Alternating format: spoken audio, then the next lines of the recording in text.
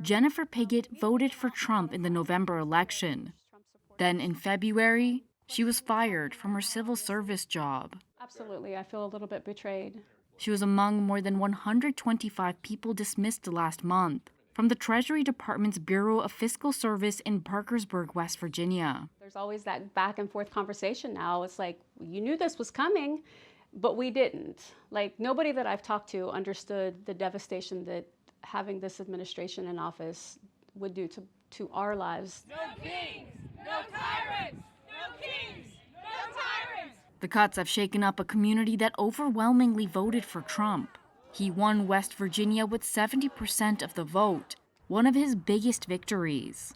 But the betrayal felt by Piggott, a church-going conservative and three-time Trump voter, comes as political analysts are examining early signs of a possible backlash in Republican strongholds like Parkersburg, where the government-slashing efforts of Trump and DOGE are beginning to hit home.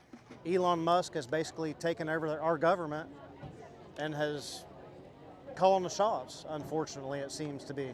A handful of Republican voters who lost their federal jobs joined Democrats at a recent anti-DOGE protest near the Bureau of Fiscal Service offices in Parkersburg.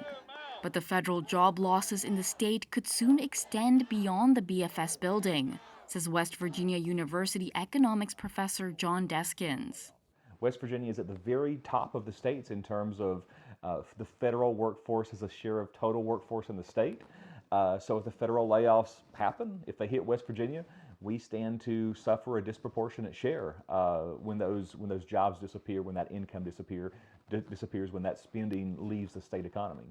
But in Reuters interviews with 36 workers, business owners, and politicians in Parkersburg, nearly all said that Trump's focus on cutting government spending was a worthy goal.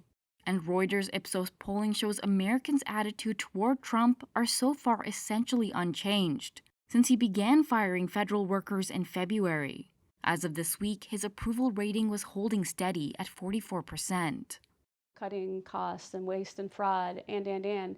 We love that big picture. I love that big picture. My friends, we were excited about that because it is true.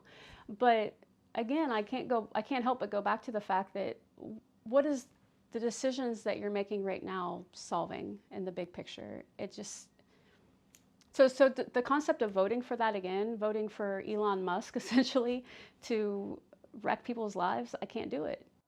The economic impact of the mass dismissals across America may not be immediately felt. So far, 100,000 government workers have been fired or taken a buyout. Parkersburg is bracing for another round of layoffs, with all government agencies ordered to make plans to cut career staff by March 13th.